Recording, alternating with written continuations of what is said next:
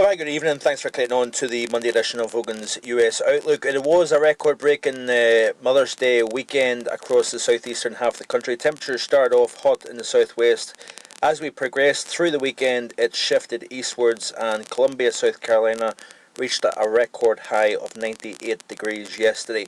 Temperatures are going to be coming down as we press through the week, and the reason why is we've got a plume of very rich tropical moisture lifting northwards as it bumps into the hot humid air. We're going to see showers and thunderstorms erupt widely across not just Florida, where we're going to see a few inches of rain widely, locally 6 inches perhaps, but we are also going to see that across the southeast and up into the even the Mid-Atlantic and the Ohio, Tennessee Valley. So good news, of course, here as we press towards the summer season.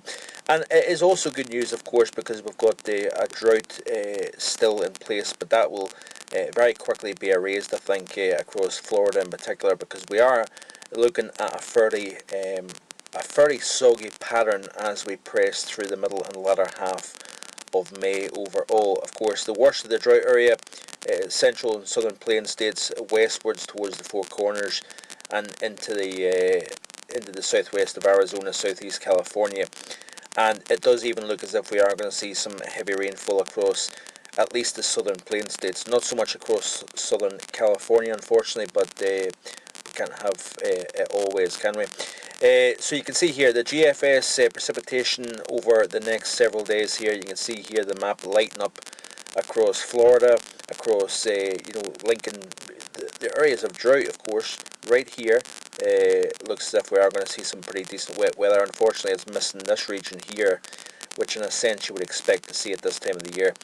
But we're also lighting things up across the Tennessee, the Ohio Valley, up into the northeast, which is of course good news as well, and of course the southeast. So as you can see here, as we press through the next 5 to 10 to 15 days, we have got plenty of moisture to speak about up and down the eastern half of the country here. So this could have some impact on temperatures as we push towards the first half of summer. If we can moisten these grounds up substantially, I would reckon we're going to see somewhat cooler conditions, but at the same time we could also be talking about more humid conditions as well.